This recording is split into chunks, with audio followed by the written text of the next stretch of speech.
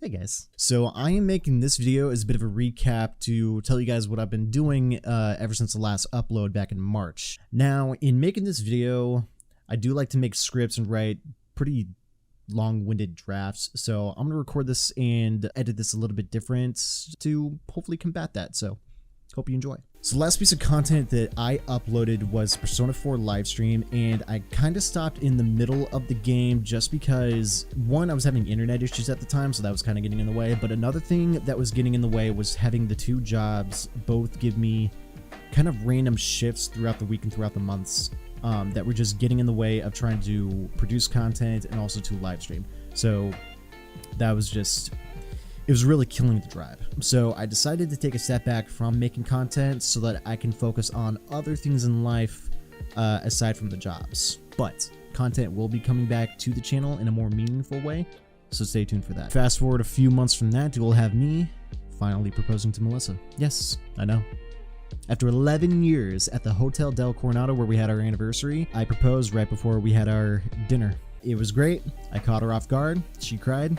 I didn't, because I'm a man. And then since that, we have been doing wedding preparations. Our wedding is going to take place on June 12th, 2022, which is a Sunday, I believe. And hopefully everything else in the world goes well and doesn't get in the way of that. So if we fast forward a couple months from the proposal into October, November, you'll have me actually quitting my job at Bath & Body Works and taking a bit of a step back from esports stadium to find a more secure and stable job. Right now I am working as a custodian at one of the local elementary schools, and I'm trying to also see if I can snag a different job in the district called technology aide. It comes with higher pay than custodian and more hours, which is kind of funny because the custodian job actually gets me better hours and better pay than both of my other jobs combined, and it has a retirement account, so that's pretty nice. Another thing I am trying to focus on right now is trying to find another place to live.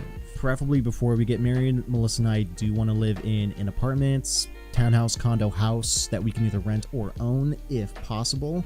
The only problem is right now in California, the market is very bad. So it's a bad time to buy, and since it's a bad time to buy, either people are staying put or people can afford it because we live in Southern California. And so they're just moving in because the area out here is actually pretty nice. If none of that, then they're renting, and the rent price right now is way up. If you wanted to try to get in a 800 to 1,000 square foot apartment, it might run you $2,100 to $2,200 a month. That's a bit much for us right now. And when it comes to renting, you do have to meet 3 times the rent price in your gross income, which unfortunately Melissa and I cannot afford.